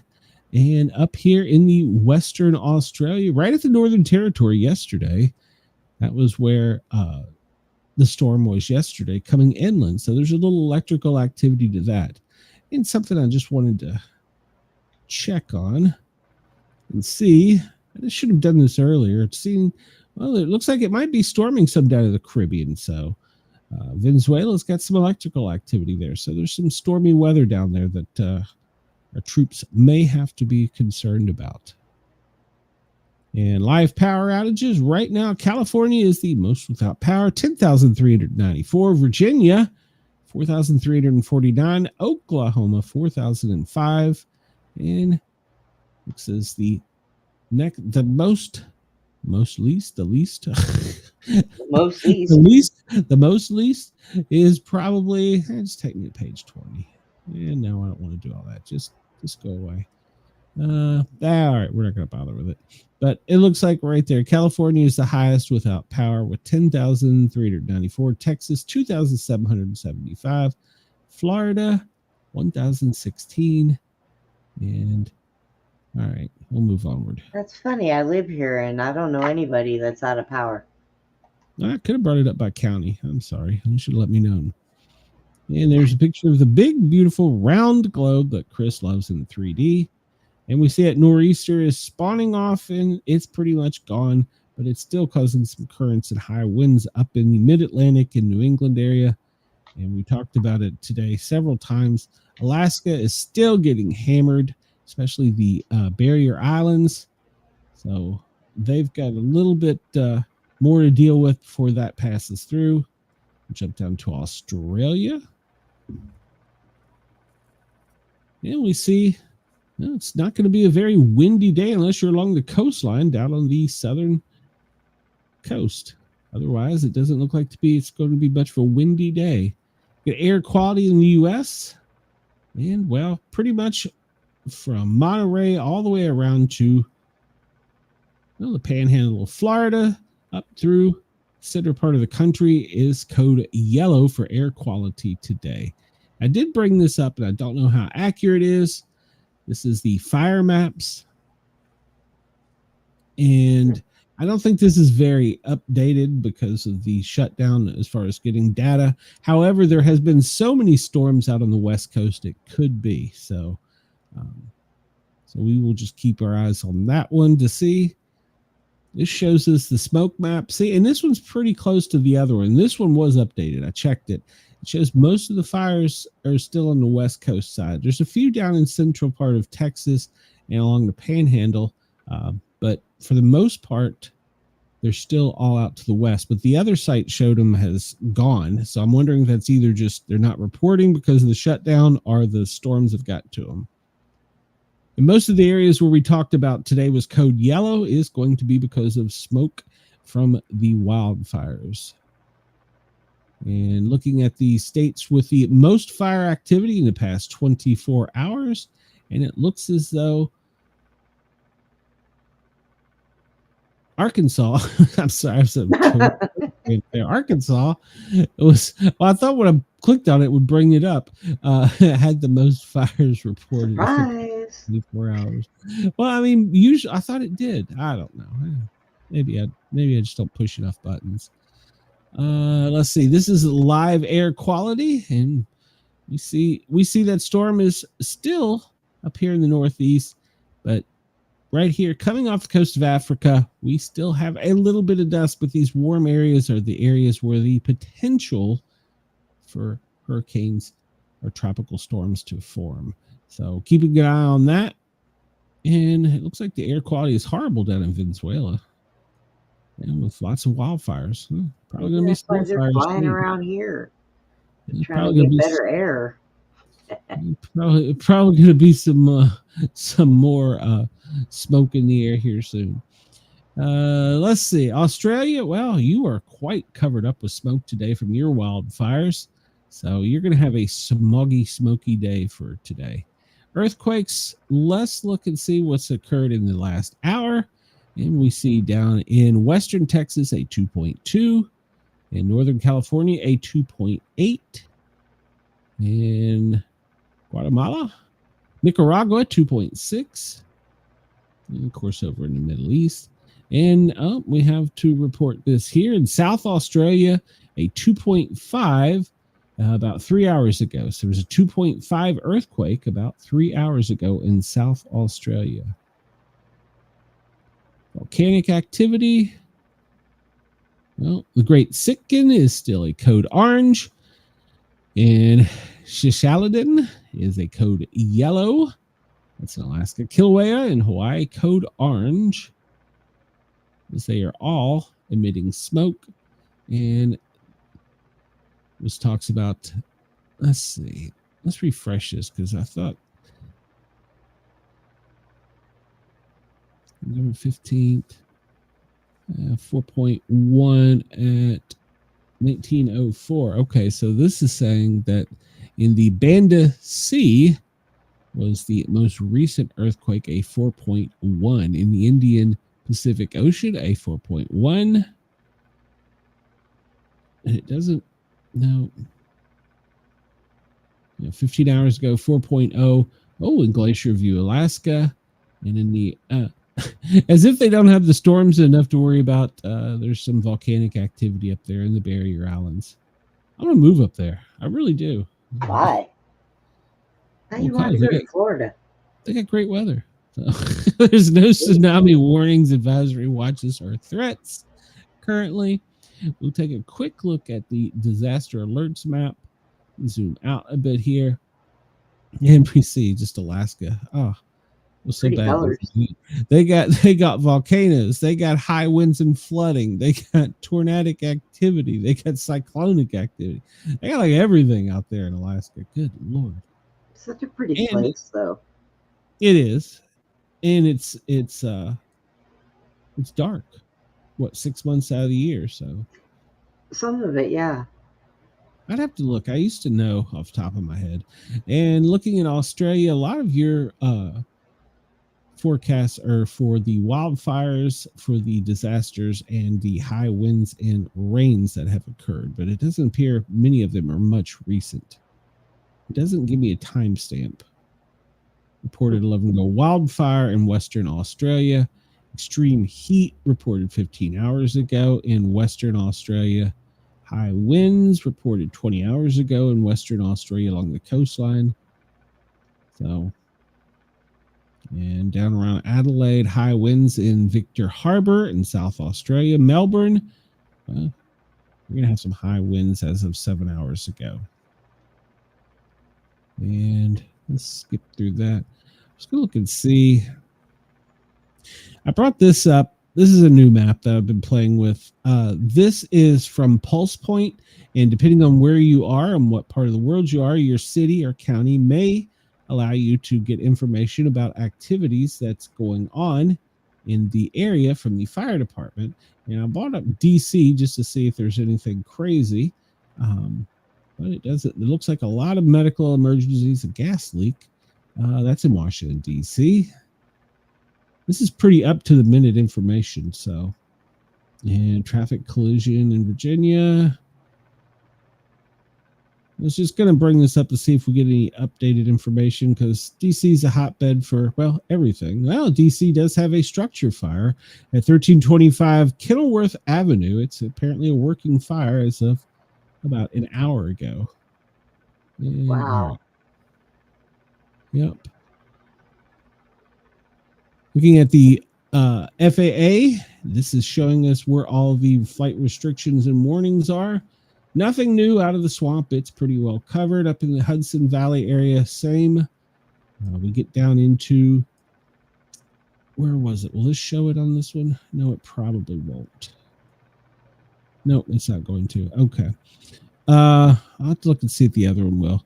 We're still doing a lot of training down around Pensacola, all the way back almost to Mobile. That airspace is closed. Savannah, a lot of training going on around it.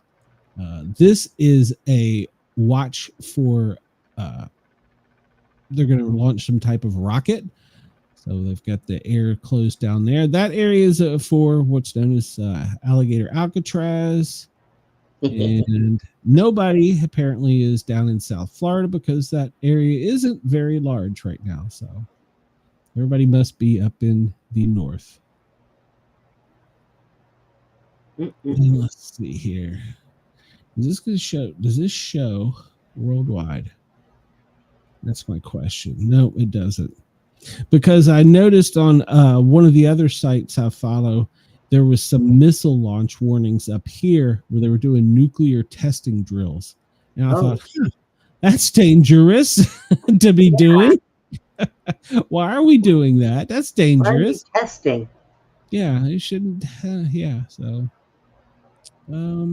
Yeah, so nothing really serious there. God, humans are dumb. Yes, they are. Let's look down here and see what the ship traffic is doing around Venezuela. And, well, it doesn't appear to be thinned out any more or any less than it has been for the past couple days. So I'm going to guess we were probably just flexing our muscles. I'm just going to guess. Let's go back over to... Did I totally forget a screen today? It was about the B-52. Yeah, I covered all this, didn't I? Did I not cover this? Did I not do the news boat? Did I not do the news today? I don't think you did. Ah, man. And I had so much of it. Well, I mean, we'll just hit some headlines here. Laser tag threats during the Oregon protest has grounded medical helicopters in both Oregon and Seattle. That's not shocking news. I've been keeping up on that. And apparently there's a feud between Camilla and Gavin. So going on because, well, she wants to be president and so does he. So we'll see. Detroit parents are facing fines if their children break curfew. There you go. And apparently, if you're a MAGA, the fake Super Bowl halftime show has shown off our real failures because apparently we don't like Bad Bunny. I'm going to be honest with you. I have no clue who the hell Bad Bunny is. I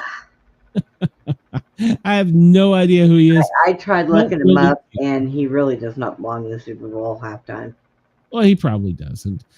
This was breaking as we came on. LA County has declared state of emergency because of ICE raids. And if you remember yesterday, we talked about the ICE raids in Chicago.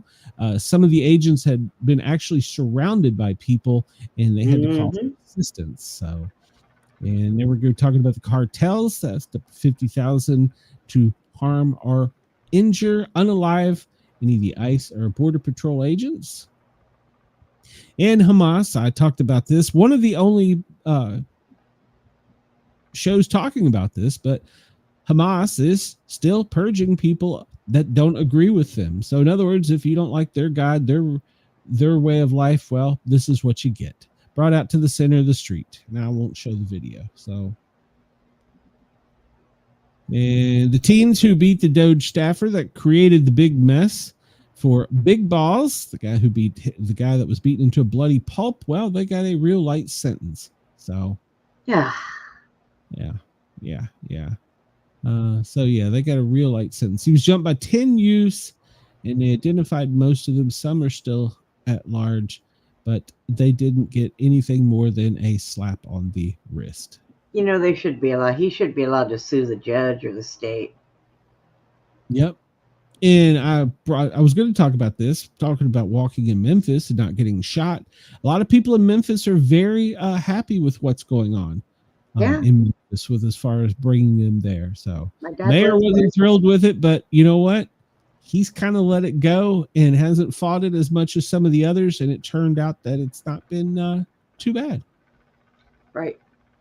So, and they have arrested a lot of bad people. This is a news, no news story. This is if you go back and look up this, the headline is news outlets reject Pentagon pledge to only report approved info. And previous administrations have done this, and it's never been a headline, and it's never been a protest. Supposedly, at the end of the day today, only a few organizations will be credentialed and allowed to report inside the Pentagon.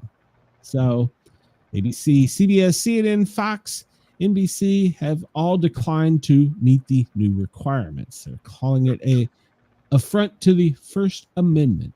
But if you go back and you look it up, this is nothing new. They've done this before under previous administrations. Right. And the troops are still getting paid. Don't let them don't let them tell you otherwise. They're not necessarily getting 100%, but they are getting paid. And so military is still working and being funded. And Trump is saying that he is ready for a long shutdown thanks to tariffs. And I think that's going to prove to be a winning point during all this, because he's diverting a lot of the money from tariffs to fund other things. So hopefully he doesn't use this to hold on to some type of power. So well, we talked about that tonight. Shutdown. We talked about how that we have unalived 6 more in a boat off of Venezuela. We're almost out of time, Brenda. I know. And let's see. This was the B-52 bombers in the air when we came on. So there you go. And we'll pull this up quick and see if there's any more breaking news before we get out of here on Venezuela. Home search Venezuela. And we'll go to the latest, see if there's anything there. B-52 flew right over his palace.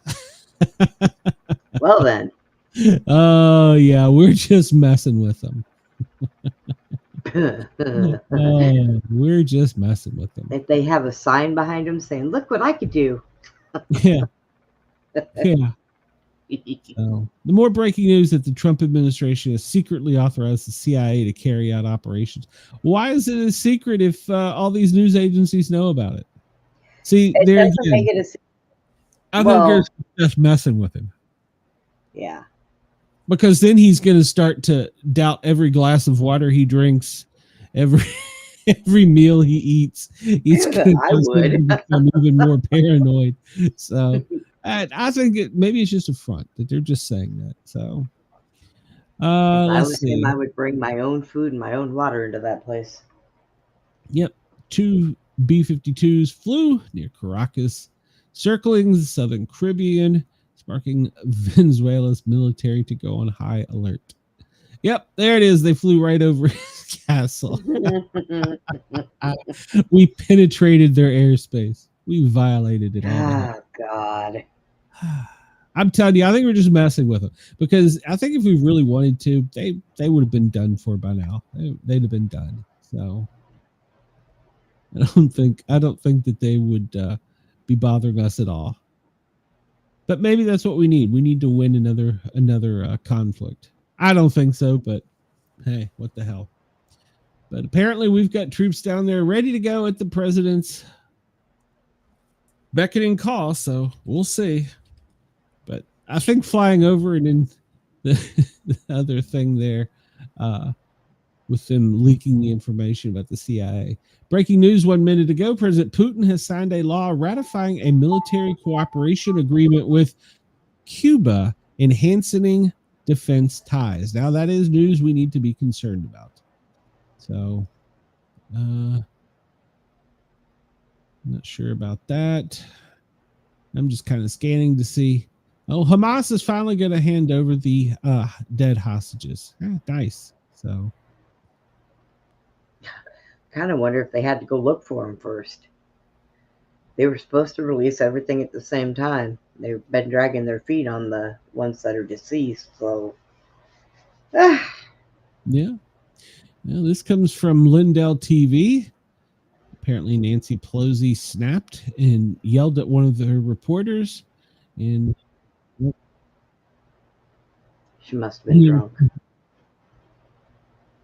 Yeah, she's saying that it was somebody else's fault. It wasn't hers. It never is. Yeah, never is. All right. Well, we're about to get out of here. In fact, I think we're done with our time. Everybody, remember tonight at 9 p.m. Eastern. That's 9 a.m. tomorrow, your time. If you're following us in Australia, we will have the Sportcat show. We have two authors, a science fiction author and a Viking author. They will be on tonight with us. Brenda, are you going to be joining for that show, or are you just going to stay home? When tonight? Yeah, tonight. Not tonight because I have to get out of the house and go grocery shopping. And I'm going to do that tonight. That way there's not as many people there. Brenda has built a tolerance of I just can't deal with stupid anymore. So welcome to my world. And Chris says Bjorn is his guy. Yes, Bjorn is going to be with us tonight. I really like him. He's becoming as regular as a co-host. He's one of the authors coming on tonight. He does the Viking history. He's a great guest, so I'm looking forward to him. And so are you going to tell him about me emptying an urn on a rubber raft and sending it out to the little river? I think I should tell him about that. And maybe he will call his Viking ancestors after you. Maybe that will. Hey, we did the best we could with what we were handed. Oh, Brenda. The Vikings are going to get you. You don't have to worry about the Taliban or any of those other places. It's the Vikings that are going to get you for dishonoring your Hey, it was his family's idea. It wasn't mine. I was just there. Sure. That's what they all said. All right. So make sure to tune in tonight for that. We may actually tell Bjorn that. Chris, remind me of that. I'll probably forget. I've got to do a radio show for the Thin Line Rock Station. I'll be on there tomorrow from noon till 2, spinning records, and then I've got a meeting I got to be in tonight, so I'm gonna be busy. So Chris says Brenda puts up with my stupidity, and that I thank her for. Well, Chris, we don't like to admit it, but we kind of like Brenda just a little bit. It's kind of like that hemorrhoid. You miss it when it's not around. So. I know. Whenever I'm not there, you always message me and say, you don't like me anymore. That's right. I send that to all my women to hopefully get one of them to tell me they actually do. So, you know I love you. All right, everybody. Thank you to Dare Talk Radio, Radio X in Australia. As always, you guys are great. I need your support. I really do. Please come over and find us on YouTube at the Sportcat shows. Hit that subscribe button. Hit the thumbs up. Put a comment in there. Send Brenda a dirty message. I don't care. I just want to hear from everybody, and do it in the Australian accent. So everybody have a great day. I will talk to you soon. Sportcat, I'm getting the hell out of here. Bye.